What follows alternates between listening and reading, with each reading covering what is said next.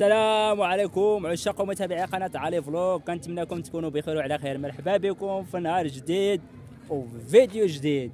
كما كتشوفوا حنا اليوم كاينين في إيدا وقنيضيف، بالضبط بالمركز سوق الخميس إيدا وقنيضيف، اللي غادي يكون فيه واحد المهرجان اللي هو مهرجان إيكودار.